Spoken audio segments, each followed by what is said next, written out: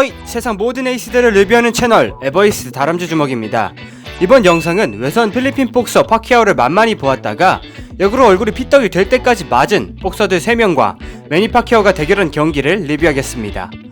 영상 시작 전 구독, 좋아요, 알림 설정 부탁드립니다. 영상 바로 시작하겠습니다. 우선 첫 번째로 파키아오에게 얼굴이 부어 눈이 감기도록 맞은 선수는 오스카 델라 호야 선수입니다. 오스카 델라 호야는 파키아오 8체급 신화 이전에 사상 최초로 복싱에서 6체급을 석권한 레전드입니다. 또한 올림픽 금메달리스트 출신으로 초엘리트 복서이며 잘생긴 외모로 당시 엄청난 인기를 누렸던 슈퍼스타였죠. 이러한 호야는 멕시코계 미국인이었는데요.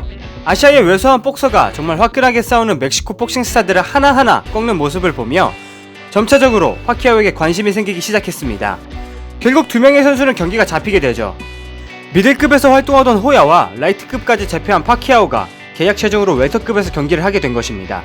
여기서 파키아오는 웰터급을 뛰기 위해 오히려 체중을 늘려야 하는 상황이었으며 호야 선수는 체중 감량을 해야 하는 입장이었습니다. 즉 같은 무게로 싸우긴 하나 근본적으로 뼈대 자체가 파키아오보단 호야가 절대적으로 유리한 조건이었죠. 또한 파키아오의 장점이 빠른 스텝과 속사포 펀치인데 과연 웰터급에서 파키아오의 장점들이 유지가 될 수 있는지 그 당시에는 아무도 몰랐기에 파키아오가 굉장히 무리한 도전을 하는 것이 아닌가 하는 여론이 있었습니다. 하지만 이러한 걱정 자체를 쓸데없는 걱정으로 만들어버리는 대반전의 경기가 펼쳐졌습니다. 경기를 자세히 보자면 1라운드부터 파키아오가 가벼운 스텝을 밟으며 웰터급에서 역시 빠른 속도가 가능하다는 것을 보여줍니다. 하지만 파키아오의 키가 168 정도이고 호야의 키가 약 180이기에 덩치부터 리치까지 한눈에 봐도 호야가 절대적으로 유리해 보이네요. 파키아오는 10cm가 넘게 차이나는 리치를 극복하기 위해서 더 많은 스텝을 더 빨리 뛰는 방법 외에는 호야를 막을 방법이 없었습니다. 그렇기에 파키아오는 반박자 빠르게 뒷손 스트레이트로 호야를 타격하고 호야의 공격거리에서 벗어나는 패턴으로 공격을 시작합니다. 여기서 호야는 원래 왼손잡이이지만 오소독스 스탠스를 사용하는 복서여서 왼손 잽이 굉장히 무서운 선수인데요. 이런 왼손 잽을 파키아오가 잘 가드하는 모습입니다. 1라운드는 파키아오가 스텝과 헤드 무빙 그리고 가드로 호야의 공격을 흘리고 뒷손 스트레이트로 호야의 앞면을 건드려보며 경기 자체를 어떻게 운영할지 감을 잡는 라운드였습니다. 2라운드부터 분위기가 점점 달아오르는데요. 조금 강하게 밀어붙이는 호야와 그런 호야에게 더 빠른 스텝과 펀치로 맞대응을 하는 파키아오입니다. 호야는 계속해서 끊임없이 잽을 내지만 파키아오가 호야의 잽에 맞아줄 생각이 없습니다. 파키아오가 마치 올림픽 아마추어 복서들처럼 계속해서 스텝을 뛰어 호야의 타이밍 자체를 읽고 먼저 반응하여 주도권을 가져옵니다. 파키아오는 호야의 리듬을 이미 다 파악한 것 같습니다. 3라운드 역시 호야의 가드 사이를 파키아오의 뒷손 스트레이트가 계속해서 뚫고 타격에 성공했으며 접근해서의 콤비네이션을 주고받는 상황마저 파키아오가 밀리지 않는 양상입니다. 사실 파키아오가 체급을 높인 상황이기에 많은 스텝과 펀치는 라운드가 줄수록 둔해져야 정상인데 파키아오는 오히려 라운드가 올라가면 올라갈수록 더 많은 주먹과 스텝을 내게 됩니다. 상대적으로 호야는 데미지가 계속 쌓였고 점점 템포를 올리는 파키아오의 공격을 따라가지 못하고 일방적으로 매를 맞기 시작하며 얼굴이 부어오르기 시작합니다. 5라운드부터는 파키아오의 일방적인 구타라고 보시면 됩니다. 호야가 파키아오의 스피드를 아예 따라가지 못하고 빠른 공격에 방어도 무용지물로 계속 뚫립니다. 결국 일방적인 구타에 호야의 눈이 퉁퉁 부어 감겼고 더 이상의 싸움은 의미가 없었습니다. 누가 봐도 너무나도 일방적인 원사이드 경기였기에 경기를 뒤집을 만한 요소는 찾아볼 수 없었죠. 판정으로 간다 해도 절대 이길 수 없었고 계속해서 경기를 진행해도 의미 없이 맞기만 할 것이 뻔했습니다. 결국 호야는 9라운드 시작전과 함께 기권을 표시하고 파키아오에게 다가가 승리를 축하해줍니다. 호야의 세컨 측에서 더 이상 한 시대를 풍미했던 슈퍼스타 호야의 명예를 떨어뜨릴 수 없었기에 내린 최선의 결정이었습니다. 이 경기는 10cm가 넘는 키와 리치 차이를 극복한 대반전의 경기였으며 물론 당시 이미 탑급인 복서인 파키아오였지만 전성기가 지난 슈퍼스타 호야를 엄청난 실력 차이로 잡음으로써 차세대 새로운 슈퍼스타에 등극하게 되죠. 여담으로 오스카 델라 호야 선수는 이 경기를 마지막으로 은퇴하게 됩니다. 다음으로 두 번째 경기는 미구엘 코토 선수와의 경기입니다. 코토 선수는 정석적인 인파이트와 화끈한 컨비네이션 그리고 원래 왼손잡이이기에 스위치를 이용하기도 하는 강력한 복서입니다. 라이트 웰터를 시작해 미들급까지 4체급을 석권했으며 패배하기는 했으나 카넬로 알바레즈와의 미친 난타전과 절대방어 메이웨더를 압박했던 막강한 선수이죠. 이러한 코토는 웰터급에서 수많은 방어전을 치른 웰터급의 터줏대감이었고 파키아오는 당시 오스카 델라 호야와의 웰터급 경기 이후 웰터급에서의 가능성을 느끼고 웰터급을 대패하러 가는 상황이었습니다. 두 명의 선수는 2009년 WBO 웰터급 타이틀전으로 맞붙게 됩니다.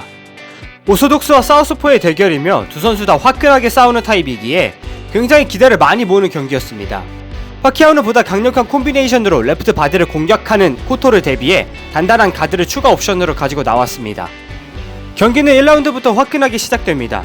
두 선수 다 가드를 바탕으로 적극적인 인파이팅으로 주먹을 섞습니다. 경기의 균형을 깬 것은 파키아오의 뒷손 스트레이트였습니다. 미구엘 코토는 잽과 레프트 바디가 아주 일품인 선수이기에 왼손 잽으로 파키아오에게 접근했지만 파키아오는 코토가 잽을 내는 타이밍에 그대로 뒷손으로 받아쳐버립니다. 뒷손의 적중은 추가 연타까지 이어지는 길을 만들어주어 파키아오가 조금씩 경기를 유리하게 풀어갑니다. 결국 3라운드 파키아오는 원투 훅으로 미구엘 코토를 다운시킵니다. 전반적으로 코토의 펀치가 더 강력해 보이나 코토의 직선 공격은 파키아오가 스텝으로 무력화시키며 훅 공격들은 단단한 가드로 막습니다. 코토의 바디를 경계하고 확실히 가드를 단단히 준비한 것 같습니다. 또한 4라운드 서로의 난타가 오가던 중 파키아오의 어퍼가 코토의 주먹보다 더 숏블로로 들어갔고 다시 한번 코토를 쓰러뜨리죠.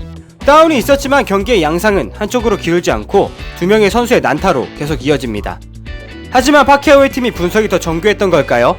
파키아오의 콤비네이션은 코토에게 적중하지만 코토는 뒷손을 잘 활용하지 못했고 파키아오의 스텝을 따라가지 못하면서 점점 맞는 비중이 많아지기 시작합니다.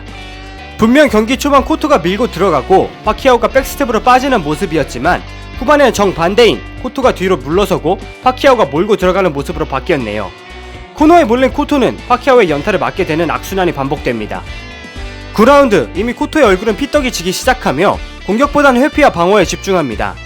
계속 쫓던 파키아오는 짜증이 난 건지 중앙에 서서 도망가지 말라는 무언의 메시지를 전달하기도 합니다. 코토의 입장에서는 이미 자신의 공격은 다 차단당했고 11라운드까지 미친듯이 밀고 들어오는 파키아오를 막을 방법이 없었습니다. 결국 경기는 마지막 라운드인 12라운드 파키아오에게 일방적으로 밀리는 코토를 보고 더 이상의 게임이 무의미하다고 판단한 심판이 TKO로 경기를 끝내버리죠. 이 경기는 미구엘 코토처럼 불꽃 난타를 즐기는 선수마저 피떡으로 만들어버리고 뒷걸음치게 만드는 전성기 파키아오의 모습이 잘 담긴 경기였습니다. 마지막으로 파키아오에게 피떡이 되도록 맞은 선수는 바로 멕시코의 안토니오 마가리토 선수입니다. 이 선수는 붕대 안에 석고를 넣고 경기를 하다 걸려서 석고리토라는 별명이 있는 선수입니다. 이러한 마가리토와 파키아오는 슈퍼 웰터급 타이틀전으로 맞붙게 되며 이 경기가 파키아오가 8체급 석권의 전설을 달성하게 되는 경기입니다. 마가리토는 파키아오보다 무려 11cm가 더 컸고 리치는 15cm 이상 차이가 나는 선수입니다. 하지만 파키아오는 이미 자신보다 신장이 큰 선수들을 무너뜨리며 올라온 선수이기에 당황하지 않고 자신만의 스텝복싱으로 마가리토와 맞섰죠. 경기는 1라운드에 서로 분위기를 가져가기 위해 링 중앙을 점령하려는 싸움이 있지만 파키아오가 타이밍과 리듬에서 마가리토보다 빠른 템포를 보이며 하나씩 차근차근 공격을 적중시킵니다. 정말 15cm의 리치 차이가 무색할 만큼 파키아오가 전혀 불리한 느낌이 안 들며 오히려 더욱 적극적인 파이팅으로 마가리토를 압박하는데요. 마가리토가 주먹이 한 번 나오면 파키아오가 5번에서 6번의 주먹을 내서 초반부터 정신이 쏙 빠지는 경험을 하는 마가리토죠. 4라운드부터 일방적인 파키아오의 폭행 시나리오가 나오기 시작합니다. 파키아오가 체격만 더 컸으면 아마 경기는 4라운드에서 끝났을 거라 생각이 들 정도로 무수히 많은 주먹들이 나오고 명중률 또한 높아 피떡 레파토리가 또다시 나옵니다. 마가리토의 오른쪽 눈이 부어올라 이미 감기게 된 상태였습니다. 5라운드에는 마가리토가 힘을 내어 파키아오를 밀어붙이지만 동작이 큰 주먹들은 파키아오의 가드에 다 막히고 오히려 옹골찬 파키아오의 숏 블로우에 얻어 터지게 됩니다. 경기는 이미 중반인 6라운드부터 승패가 갈려 보입니다. 파키아오의 너무나 일방적인 공격 그리고 마가리토의 체격, 즉 힘을 이용한 인파이팅도 파키아오의 방어에 모두 막혔기 때문이죠. 여기서 두 선수 간 타고난 체격이 달랐기에 경기에서 다운이 나오진 않았지만 이것이 오히려 마가리토에게 더욱 악몽 같은 상황을 만들지 않았나 생각합니다. 정말 불쌍할 정도로 많이 맞습니다. 경기는 결국 12라운드 만장일치로 파키아오의 판정승으로 끝납니다. 여기서 파키아오는 474발의 펀치를 마가리토에게 적중시켰고 진심으로 마가리토가 죽을까봐 11라운드부터 심판의 눈치를 보며 템포를 낮추고 싸웠습니다. 경기 후 마가리토는 아나골절로 수술에 들어갔으며 파키아오는 그렇게 세계 최초 8체급 석권이란 엄청난 업적을 이루게 되죠. 자, 오늘은 파키아오에게 얼굴이 떡이 되도록 맞은 복서들을 알아봤습니다. 대부분 얼굴이 망가지도록 맞은 선수들은 체급이 높은 선수들이었습니다. 파키아오가 워낙 낮은 체급에서부터 올라온 선수이기에 체격이 큰 선수들은 파키아오의 주먹에 완전히 쓰러지지는 않았습니다. 하지만 아이러니하게 그런 부분이 오히려 더 경기를 오래 끌게 만들었고 더 많은 매를 부르게 되었습니다. 정말 전성기 파키아오는 미친듯이 강했구나 다시 한번 느끼게 되면서 이번 영상 마무리하겠습니다. 구독, 좋아요, 알림 설정 부탁드립니다. 감사합니다.